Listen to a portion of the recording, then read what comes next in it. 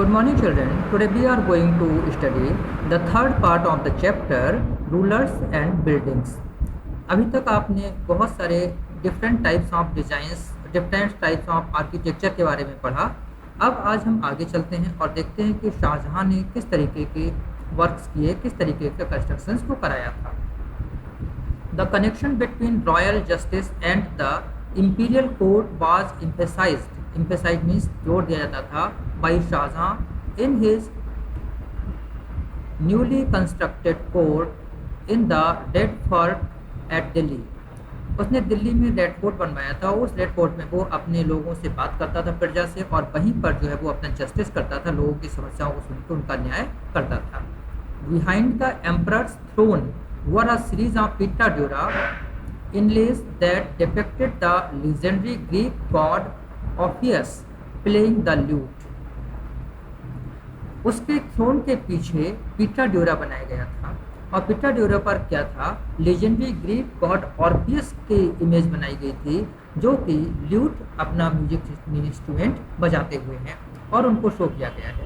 तो it was believed that Orpheus music could काम ferocious beast until they को existed together peacefully. ऐसा माना जाता है कि ऑर्फियस का जो म्यूजिक है उसको सुनकर जो फेरोशियस बीस्ट हैं, जो कि बहुत ही खतरनाक जानवर हैं, वो भी शांत हो जाते हैं, और इतना शांत हो जाते हैं कि वे एक साथ मिलकर रहना शुरू कर देते हैं। इसका मतलब क्या था? इसका मतलब ये था कि अपने पीछे जो उसने ऑर्फियस की इमेज बनवाई थी, लगवाई थी, इसका मतलब ये था कि उसके यहाँ जो भी लोग लड़ते हुए आए हैं, जो लोग न्याय मांगने आए हैं, तो वो शांत हो जाएं और बादशाह भी शांत रहे, ताकि अच्छी तरीके से न्याय किया जा सके।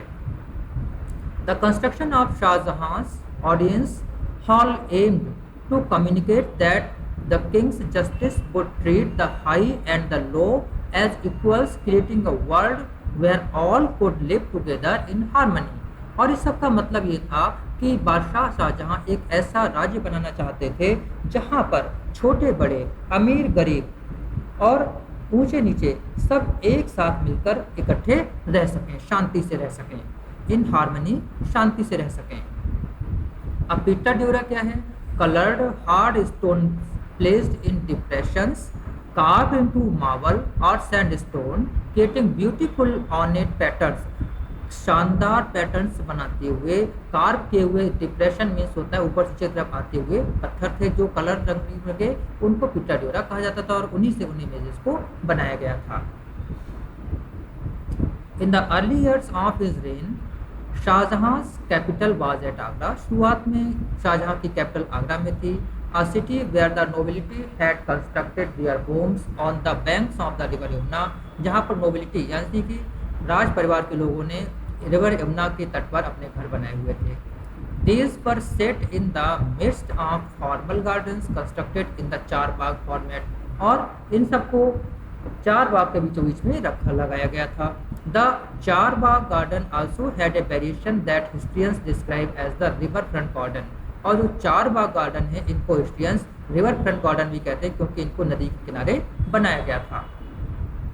In this the dwelling was not located in the middle of the Charbagh but at its edges close to the bank of river। यहाँ पर घूमने के लिए आपको चारबाग के अंदर नहीं, बल्कि इसके साथ लगी हुई नदी के किनारे पर, बैंक पर घूमने की इजाज़त होती थी। शाहजहां एडेप्टेड ने स्वीकार किया था the river front garden in the layout of the Taj Mahal. उसने ताजमहल के लेआउट में भी इसी रिवर फ्रंट गार्डन स्कीम को फॉलो किया था। The grandest architectural accomplishment of his reign. Shahjahan के समय का सबसे शानदार जो एक्म्प्लिशमेंट था, स्ट्रक्चर था, वो था ताजमहल, और उसमें भी इसने इसी रिवर फ्रंट गार्डन स्ट्रक्चर को फॉलो किया था। Here the white marble mausoleum was placed on a terrace by the edge of the river and the garden was to its south. यहाँ मौसोलियम को कहाँ लगाया गया था? टेरेस पर लगाया गया था, रिवर किनारे पर, और गार्डन को इसके साउथ में लगाया गया था। देखिए, this is the Taj Mahal at Agra. यहाँ पर आप देख सकते हैं कि how beautifully this has made. ये शाहजहां के राज्य की, शाहजहां के शासनकाल की सबसे शानदार इमारत मानी जाती है। Okay, this is called the most beautiful and grandest structure of Shahjahan reign. मैं फिर आपको बता दूं, ये शाहजहां के शासनकाल की सबसे शानदार इमारत मानी जाती है। ये देखिए आपका रिवर गार्डन का लेआउट है, ये ताजमहल, ये आपकी रिवर यमुना है और यमुना नदी के किनारे पर ये आपके इधर फार्म्स हैं, ये आपकी दूसरी बिल्डिंग्स हैं, इमारतें हैं, मास्क हैं और ये बिल्डिंग्स हैं और फिर ये आपका जो यहाँ पर ताजमहल बनाया गया, ताजमहल के ठीक पीछे यमुना रिवर फ्लो करती है। ओके, और ये आप दूसरा स्ट्रक्चर देखिए, ये पूरे का पूरा सिटी का स्ट्रक्चर है।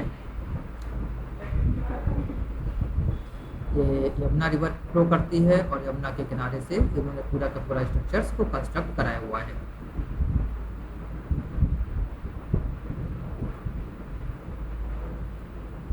Now, region and empire. A construction activity increased between the 8th and 18th centuries. There was also a considerable sharing of ideas across regions. Construction activities जो है वो 8th और 18th सेंचुरी बीच में काफ़ी तेज़ी से बढ़ी और बहुत सारे रीजन से डेवलप हुए। The traditions of one region but adopted by another, और ट्रेडिशन जो एक राज्य ने शुरू की उसको दूसरे ने भी अपनाया। In Vijayanagar for example the elephant stables of the rulers पर स्ट्रांगली इन्फ्लुएंस्ड। ये दूसरी जगह का स्ट्रक्चर है, आप इसको ध्यान से देख सकते हैं। strongly influenced by the style of architecture found in the adjoining sultanates of Bijapur and Golconda Bijapur में जो स्ट्रक्चर था उसको दूसरे रूलर्स ने भी अपनाया था, जो कि कहाँ के रूलर्स थे, विजयनगर वालों ने एलिफेंट स्टाइल को बीजापुर और गोलकोंडा से अपनाया था। इन वृंदावन नियर मथुरा के पास जो वृंदावन के टेम्पल्स हैं, they were constructed in architectural styles that were very similar to the Mughal palaces in Fatehpur Sikri के जो बहुत ही शानदार बिल्डिंग्स थी, स्ट्रक्चर्स थे, मुगल पैलेसेस थे, उनको वृंदावन मंदिरों में अपनाया गया। The criterion of large empires that brought different regions under their rule helped in this cross fertilization of artistic forms and architectural styles. और आर्किटेक्चरल स्टाइल्स में, आर्टिस्टिक फॉर्म्स इन सभी को एक दूसरे से क्रॉस फर्टिलाइजेशन में एक दूसरे से कलेक्ट करके उन्होंने अपनाया और ज़्यादा अच्छा बनाया। ये जो स्ट्रक्चर है ये आपका फतेहपुर सीकरी का स्ट्रक्चर है। कभी आपको मौका लगे तो घूमने ज़रूर जाइएगा। The creation of large empires that brought different regions under their rule helped in this cross fertilization, means एक दूसरे स्टाइल्स को मिलाने में जैसे जैसे बड़े एम्पायर बनते गए उन सबको मिक्सअप करते चले गए।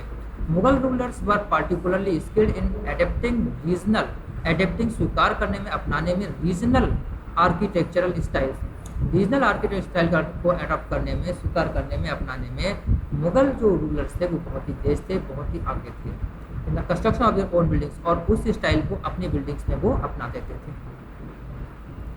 इन Bengal for example the local rulers had developed a roof that was designed to resemble a thatched hut. देखिए ये थैच्ड हट एक छप्पर की तरह जो है, घास फूस की तरह मिलते हैं, तो उन लोगों ने वहाँ पर बंगाल के लोग उसको अपनाते थे। तो इन बंगाल के जो local rulers had developed a roof that was designed to resemble a thatched hut, thatched hut की तरह मिलने वाली छतें बनाई थी। The Mughals liked this Bangla dome, मुगलों को ये बंगला डोम पसंद आया, सो मच, इतना ज़्यादा, that they used in their architecture, कि उन्होंने इसको अपने आर्किटेक्चर में इस्तेमाल कर लिया। The impact of other regions was also evident, और दूसरे रीजन्स का इम्पैक्ट भी दिखाई पड़ता था।